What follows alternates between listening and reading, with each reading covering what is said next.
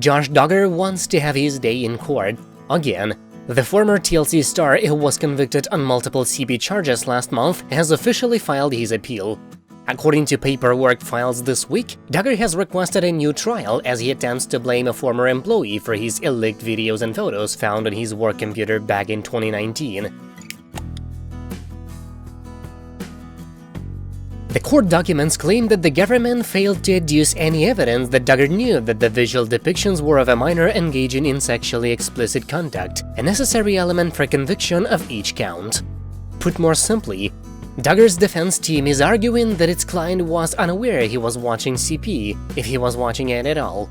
The evidence at trial established that certain files allegedly found on the HP desktop computer were never viewed by any user of the computer, and that all the files at issue had been deleted shortly after being downloaded, continues the appeal. The jury had no evidence that Duggar personally viewed any specific portion of any of the files allegedly found on the computer. In this instance, the defense is granting that, yes, inappropriate and illegal files may have been downloaded to Josh's computer just under 2 years ago, but no one can prove that Duggar actually viewed them. A jury of Josh's peers, of course, disagreed with this analysis on December 9th. After approximately 2 days of deliberation, Josh was found guilty, handcuffed in court, and immediately placed behind bars, where he is currently awaiting his sentencing. Elsewhere in the defense lawyers' filing, Duggar's attorneys allege they were unfairly prevented from calling a necessary witness during the 7-day trial. This witness was an individual who had worked at Duggar's used car lot in Springdale, Arkansas, the location where federal authorities extracted all of the graphic sex material.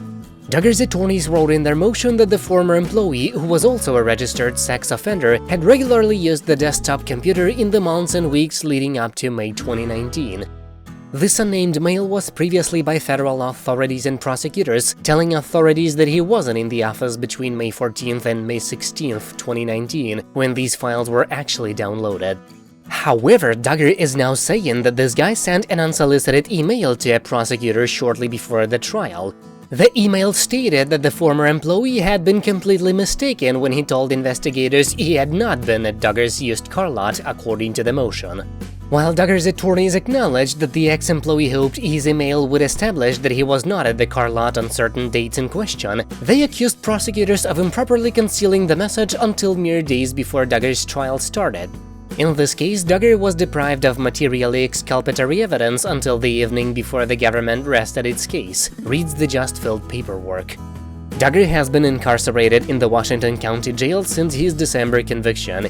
He's in solitary confinement, faces up to 40 years in prison, and has scarcely had any contact with any family members over the past 6 weeks outside of his wife Anna.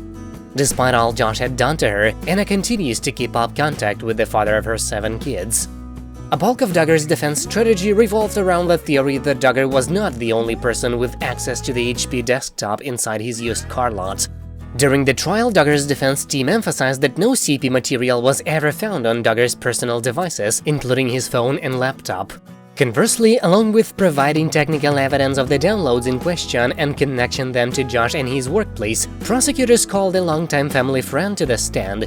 She testified in detail to Duggar's history of molestation, telling the jury how she learned Josh had fondled a 5-year-old while the girl sat on his lap, reading the Bible. 3 days later, Josh was found guilty. That's it for now, thank you for watching, please subscribe to stay tuned.